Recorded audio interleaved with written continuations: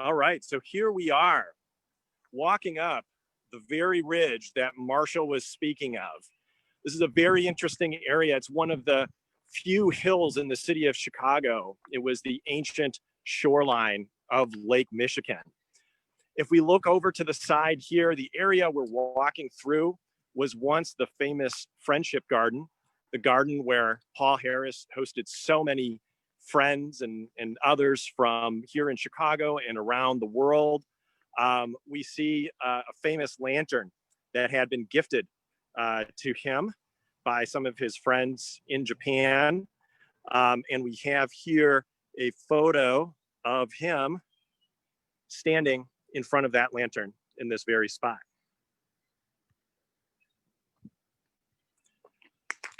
So let's continue up towards the house here today. This is the original home. You'll see two sections of the home today, the original home, and then you'll also see a new addition in the back, providing space for future Rotary events. Now, I'm gonna walk up here to the front and we're gonna see if anybody's home. All right, shall we? Let's see who's there. Who's home here today? Oh, it's Marshall Schmidt. So welcome to the Paul Harris home. Enter.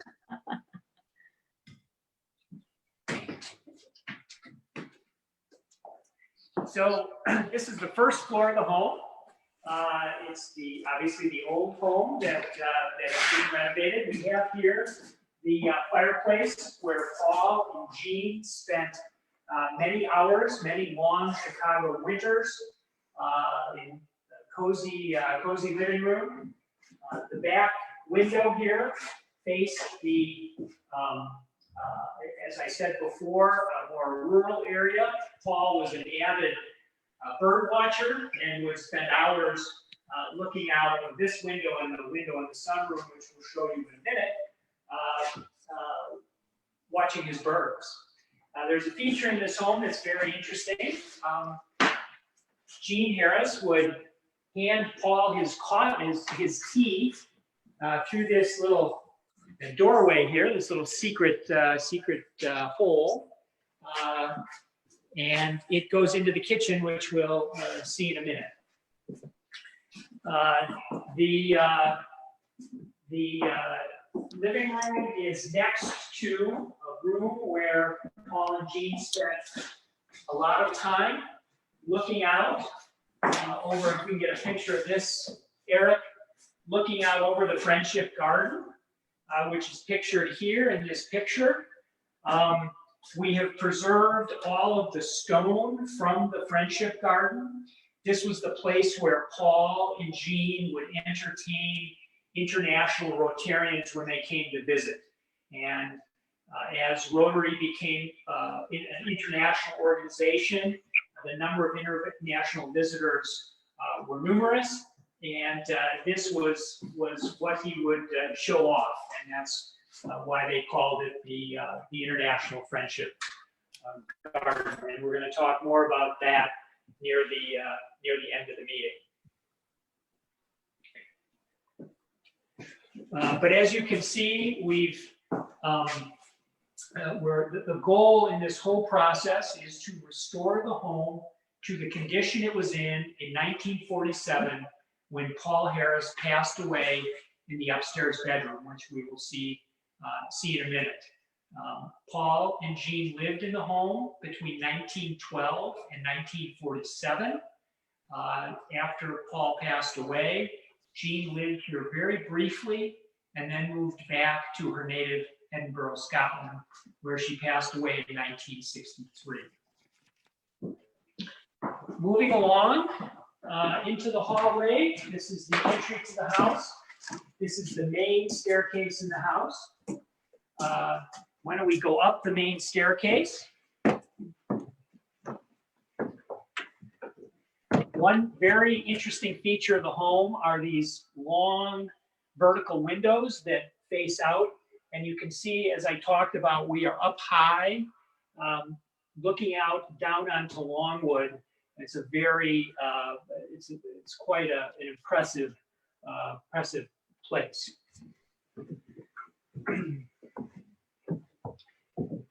The home, oh, sorry, the home is a total of 3 stories. The main living area was on the first 2 stories. These were these were the 2 bedrooms on the south side of the home we believe that Paul used one of them as an office. The Harrises did not have any children, but as you can see, the home is actually quite roomy, particularly for an early 20th century home with closets that were bigger than normal.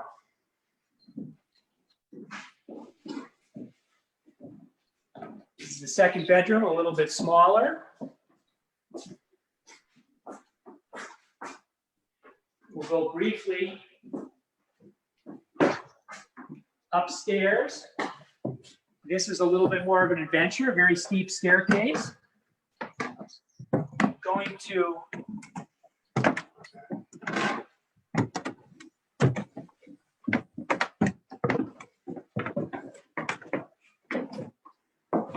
additional dormered bedrooms with a little space in here. So as you can see, it was a home that had a lot to offer. And so our guess is that when Rotarians would visit, that Paul and Jean could entertain them, and they could even stay over if they needed a place to stay.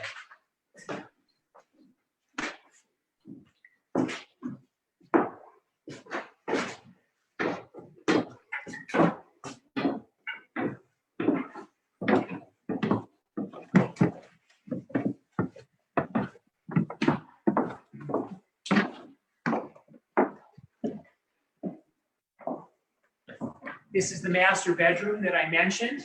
This is where Paul passed away.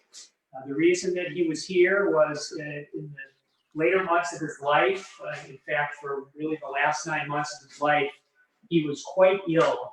And he asked that he be set up in this bedroom because, as Eric can show you, he could look out over his cherished friendship garden while he convalesced in his bedroom.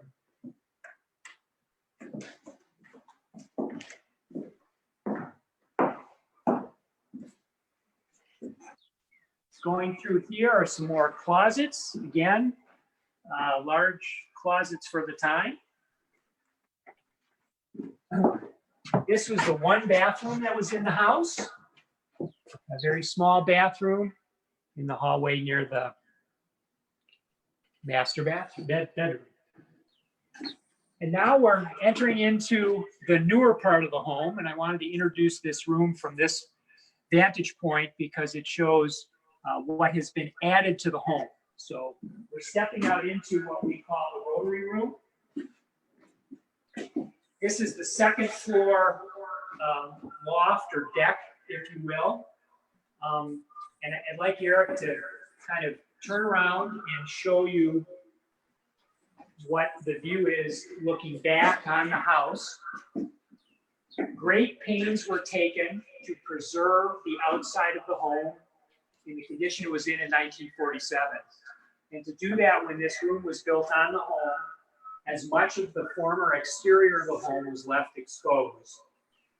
The home was owned by 2 owners after Paul Harris. It was acquired by the Paul and Jean Harris Home Foundation in 2005, the centennial year of Rotary, with the goal of renovating. But as you can see, we built what was a deck or a balcony that came off of the master bedroom. And again, picture a backyard, kind of an undeveloped backyard where Paul could watch his beloved birds.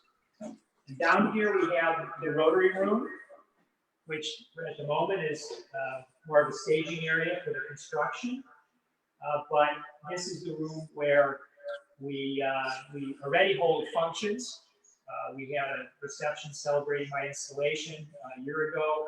And in December or January, we had the Rotary Board of Directors and their partners here for a reception to celebrate Paul Aerosol. Let's go back down.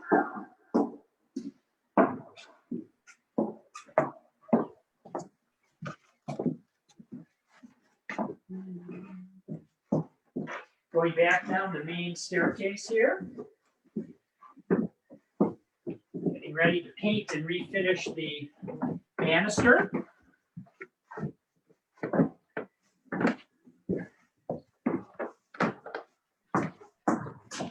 This is a stairway to the basement. We will access the basement a slightly different way, but that led to the basement of the home, which has its own history and its own story in and of itself.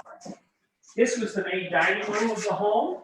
Again, it faces the Friendship Garden, so that Paul and Jean, when they were entertaining and hosting meals here, had the view of Longwood and the Friendship Garden. This room here was very special, adjoining the kitchen. This was the sunroom, which is where Jean and Paul would eat breakfast and dinner when they were just by themselves. Once again, the back of the home faced an open space where Paul's bird feeder was located. I don't know if Eric can get a shot of this picture, but that is Paul with, we understand, one of his nieces, who he was showing her how to use the bird feeder. But that was located in the back so that he could look at it. So Paul and Jean spent a lot of time in this room. The kitchen, somewhat modest. And again, we're trying to recreate as much of the home in the condition it was in 1947. We located these cabinets from a home that is of a similar vintage. So we're also scavenging for fixtures from the time to make this as realistic and as authentic as we can. This is a little passageway that I showed you on the other side, where Jean would hand Paul his tea in the evening. And this is the first floor of the Rotary Room. Goes out, and we'll talk a little bit more about this. This is the elevator to the second floor. It was very important to us that the building be handicap accessible so that anyone who visits is able to see the entire home. And this is the elevator that goes from the basement all the way to the second floor. We're now heading downstairs, which, as I mentioned, played a very important role in Rotary history. And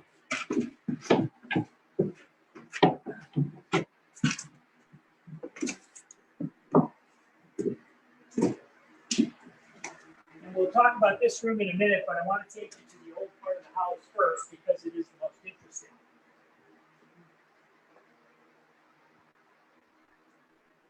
Here you can see, although it may be a little dark,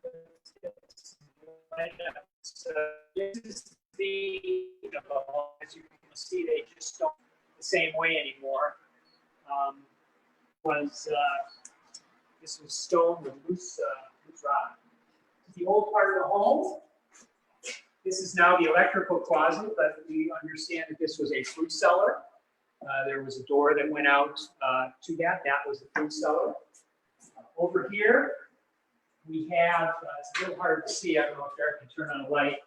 The home was originally coal heated. And so this is where they would shovel the coal in to service the boiler. And one of the only significant reconfigurations of the house that needed to be made was we had to convert the heating from coal and ultimately oil to natural gas. And so we had to put ducts in the house. And the only place where it made a significant difference was right here, where this was built out. This used to be open, and Paul had a piano underneath here, and Paul would sit with his fellow Rotarians and sing songs at night. And this is where or at meetings, and this is where the tradition of singing at Rotary meetings, like so wonderfully was demonstrated this morning, began. We're now entering what was known as the board room. This was the room where, in the early days of Rotary, the club would have its meetings. And this is a fairly well-known picture of Paul and a group of early Rotarians who came back. We believe it happened in 1942. Came back to this home, which is called Cumley Bank. Paul and Jean named it Cumley Bank after Jean's childhood home in Edinburgh, Scotland. It's a neighborhood in Edinburgh, and at last year's convention in Hamburg, the current chair of the Historical Fellowship actually lives in Cumley Bank. And so we had nice discussions about what Cumley Bank is like. But you see them meeting. This was a table, an inlaid table that we're going to seek to recreate. And you can see all of the memorabilia, the Rotary pictures, and many of the gifts that Paul received from his international visitors. This is where the utilities of the home were, and this used to be covered only with this kind of sliding grate material. And so when they'd hold meetings, they'd be right next to the furnace room. So we built the wall out to conform with the code. But this is where we're standing in the space where many of the early Rotary meetings took place, and where many of the early service projects were conceived and planned. It's a very, for Rotarians, it's an almost spiritual place to think of all the things that went on here.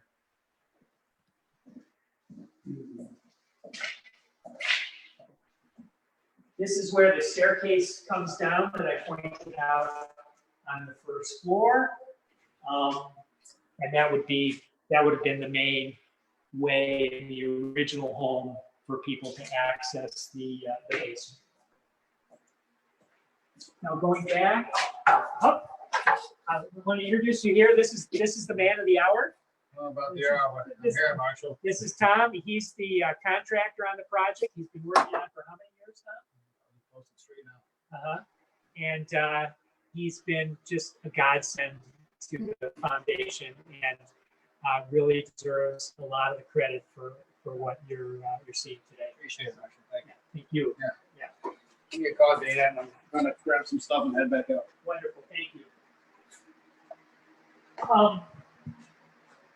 We're now in the basement area of the Rotary room, and this was created to showcase Rotary. So we've provided for video equipment to do video presentations, and the room holds enough people to do seminars, symposiums, and to showcase Rotary projects. This is where the restrooms are in the home, all handicapped accessible, and meant to be handicap friendly so that everyone can enjoy the home.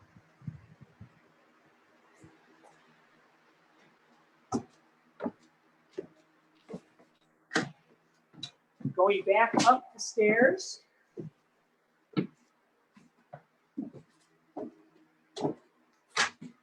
Back into the Rotary room. As you can see, this room has been left relatively unfinished so that we can use it as a staging area. This will be the last room to be completed. Behind these boards is a fireplace that was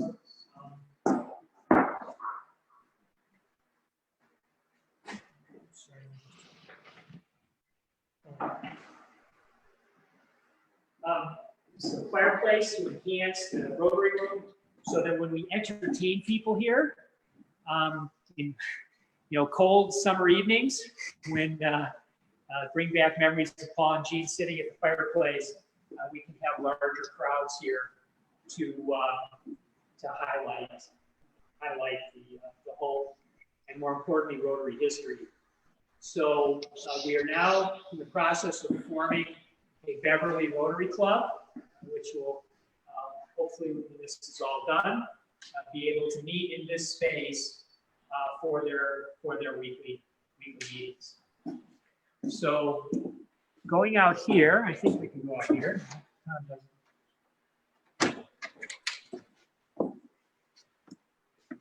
The other feature of the original home that was very distinctive was a pergola. It was a structure that sat right about here, and on nice summer evenings, Paul would be able to entertain, again, his friends, and he and Jean would sit out here. So we did receive a large donation to rebuild the pergola, which will be done as the rest of the project is completed. This patio was added. We are entertaining donations, and bricks on this patio will be engraved in recognition of contributions. But again, the goal here is to recreate the home, put it in the condition it was in 1947, so that Rotarians who visit can experience what it was like for Paul Harris, who was building Rotary during the years that he lived here, get the feel for what it was like during that time. Let's go back in. Actually, why don't we go around this way, Eric, and we'll end up in front.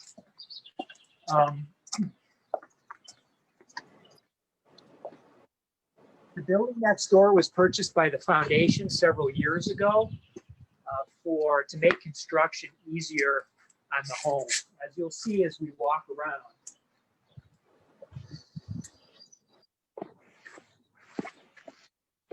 around. This was the driveway for what is known as the Star Residence. The next door property is known as the Star Residence, and it has a driveway that goes up. The original driveway of the Paul Harris home, as we walk through, was very circuitous. And remember, this was 1912. Not a lot, if any, cars in the neighborhood. And so a driveway that curved in front and made a sharp turn around the building was perfectly fine, but getting a truck would be impossible. And so in later years, when you had to get around this corner, more than once, cars clipped off the corner of the house. And so the goal, the ultimate goal, is to reconfigure this so that access to the home is easier, and we can bring buses up if people want to tour the property. So let's go back inside.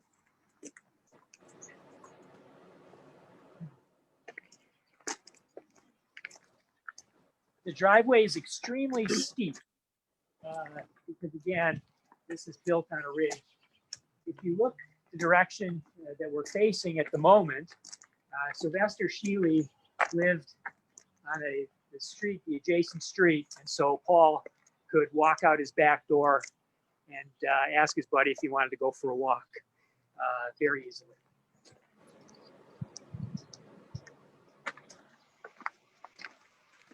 Ultimately, this area will be finished to allow some parking and support for the home. One other feature in that regard that I wanted to show you.